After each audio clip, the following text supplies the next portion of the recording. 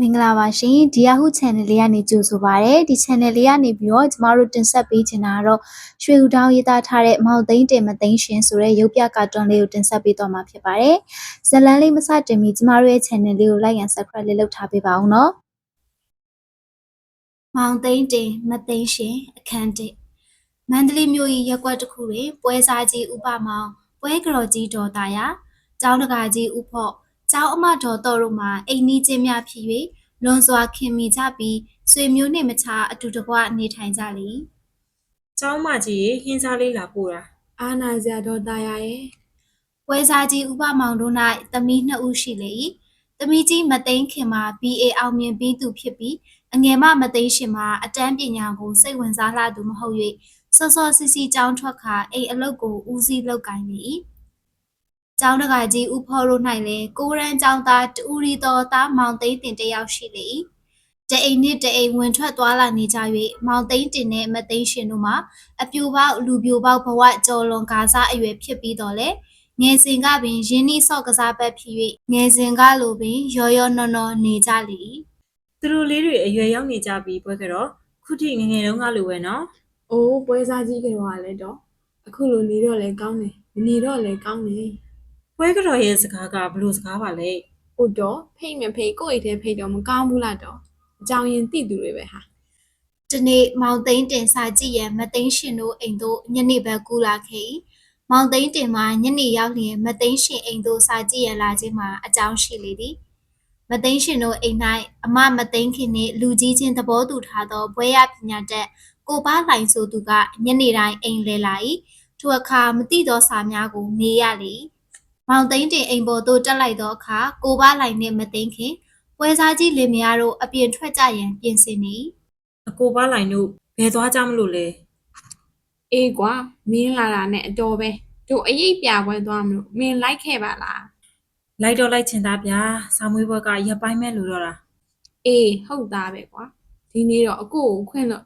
နောက်နေ့မှမင်းမဲ့စာတွေစုထားလိုက်မသိန်းခင်ကမောင်သိန်းတင်ကိုကြည့်ပြီးအတော်ပဲစာကြည့်ရင်အိမ်ဆောက်နေခဲ့မင်းတငယ်ချင်းမသိန်းရှင်လဲဖော်ရတာပေါ့ no မသိရှင်ကအရေးပြပွဲမလိုက်ဘူးတယ်လားခေါင်းကိုက်နေလို့တဲ့ကွယ်ကဲသွားကြမယ်အချိန်နီးနေပြီအိမ်သားများထွက်သွားပြီးမောင်သိန်းတင်တယောက်သူစာကြည့်နေကြစပွဲ၌ဝင်ထိုင်၍စာကြည့်နေစဉ်ဟဲ့မောင်သိန်းတင်ဟမ်မသိန်းရှင်ခေါင်းကိုက်နေတယ်ဆိုဟုတ်လားဟုတ်တယ်ခေါင်းတူလို့ရှိလို့လက်ထဲမှာလဲကော်ဖီခွက်ကြီးကင်လို့မောင်သိန်းတင်တက်ပြောလာတာတောက်အောင်မသိန်းရှင်ကကော်ဖီခွက်ကိုစပွဲပေါ်သို့ချပေးလိုက်ပြီးကဲစားဖက်လို့မောရောပေါ့ကော်ဖီတောက်အောင်ဒါနဲ့မောင်သိန်းတင်ဟိုနေ့ကဈေးဘက်ကိုသွားရင်ကောင်းလေးတယောက်ကလမ်းမှာလေလူကိုကြည့်ပြီးမိုင်ဆွီတာဆိုလားမိုင်ဆွဲတီဆိုလားပြောသွားတယ်အဲ့ဒါအင်္ဂလိပ်လိုဘာပြောသွားတာလဲမောင်သိန်းတင်ကပြုံးပြီးကော်ဖီကိုငုံတောက်နေလေ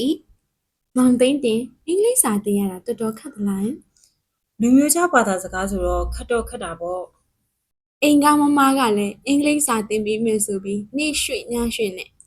ကဲပါမမတင်မပေးလဲဒီကတင်ပေးပါမယ်မသိန်းရှင်လည်းမျက်စောင်းလေးထိုးလိုက်ပြီးထာယာမထ၍ဗရင်ပေါက်စီကိုထသွားလေ၏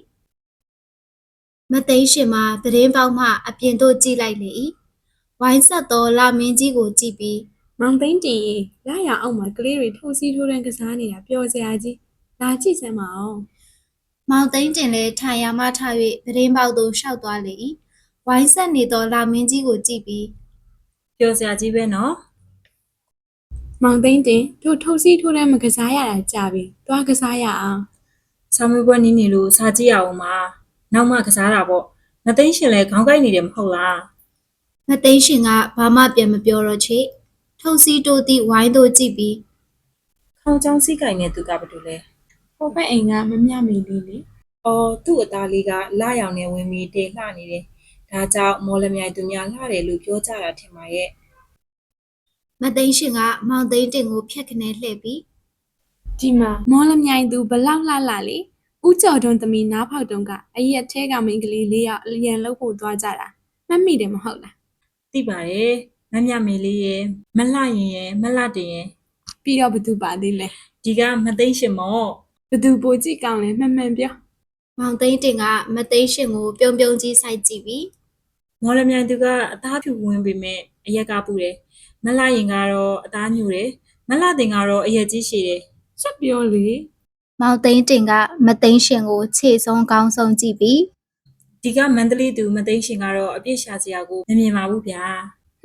ခုနကတော့မော်လမြိုင်သူအလှဆုံးဆို ။အိုးလှတဲ့မျက်နှာရင်တကိုယ်လုံးနဲ့ရွှေမန်းသူကိုတော့ဘယ်မိနိုင်ပါမတော့ မသိန်းရှင်လည်းမိမိမေးမိသည်မှာလွန်သွားမှန်းသိ၍အဆက်ရပြီးခေါင်းလေးကိုငုံထားလိုက်၏မောင်သိန်းတင်လည်းမိမိပြောသည့်စကားပဲအထီးရောက်သွားသည်မှန်သိလိုက်ရ၍ရှက်တလို့ခံစားလိုက်ရပြီးဘာလို့ရတော့မှန်းမသိဖြစ်သွားလေတော့၏မုတ်ဖတ်ထုတ်ဟောဒီကမုတ်ဖတ်ထုတ်မောင်သိန်းတင်လည်းရှက်ရှက်ဖြင့်ရောင်၍မုတ်ဖတ်ထုတ်တဲ့ကိုလှမ်းခေါ်လိုက်တော့၏ ။ဘုတ်ဖတ်ထုတ်ဒီကိုလာပါဦး မုတ်ဖတ်ထုတ်တဲ့ကြီးမှာအိမ်ပေါ်သို့ရောက်လာ၏ ။မသိန်းရှင်မုတ်ဖတ်ထုတ်ကကောင်းမွန်ရတယ်။အတော်ကြီးမုတ်ဖတ်ထုတ်နှစ်ခု အေးမောင်သိန်းတင်ကမုတ်ဖတ်ထုတ်ဖို့ထုတ်ပေးလိုက်ပြီးမသိန်းရှင်ကိုမုတ်ဖတ်ထုတ်တစ်ခုလှမ်းပေးလိုက်၏ ပူပူလေးစားလိုက် မောင်သိန်းတင်လည်းမုတ်ဖတ်ထုတ်ကိုဈေးတဲ့ရှေ့မှာပင်ခွာ၍စားလေ၏ဈေးတဲ့မိန်းမကြီးကပတ်စံရပြီးတော့လည်းမပြန်သေးပဲမောင်သိန်းတင်နှင့်မသိန်းရှင်တို့ကိုငေး၍ကြည့်နေလေ၏ထို့နောက်ကြည့်ကောင်းလိုက်တာတော့ ။အတော်ကြီးဘာကိုပြောတာလဲ တဲပြီးရှေ့သွားနောက်လိုက်ညီပါပေတယ်မုတ်ဖတ်ထုတ်ဝယ်ရတဲ့အကျိုးကြောင့်ဦးအောင်မင်းအောင်ပေါင်းကြရပါစေမုတ်ဖတ်ထုတ်တဲ့အတော်ကြီးကဆူတောင်းပြီးမုတ်ပန်းကိုပင့်ကအိမ်ပေါ်မှဆင်းသွားလေတော့၏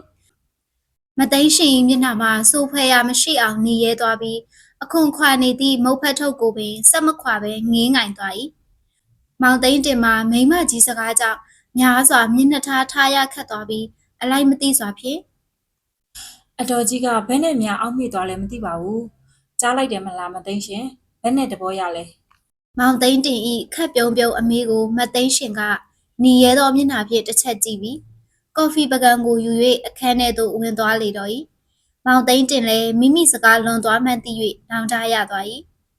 စာကြည့်စပွဲ၌ထိုင်၍စာကြည့်တော့လဲစိတ်ကောက်မပါတော့ချေမသိန်းရှင်လည်းထွက်မလာတော့ပေမောင်သိန်းတင်လည်းစာအုပ်လေးများကိုသိမ်းဆဲကအိမ်သို့ပြန်ခဲ့လေတော့၏မောင်သိန်းတင်မသိန်းရှင်ရုပ်ပြကတွန်းဇလန်လေးရဲ့အပိုင်း1ကတော့ဒီမှာပြီးဆုံးပါပြီ။နောက်ပတ်တွေမှာအပိုင်းအသစ်တွေကိုဆက်လက်တင်ပေးသွားမှာဖြစ်တဲ့အတွက်စောင့်မျှော်အားပေးကြပါဦးရှင်။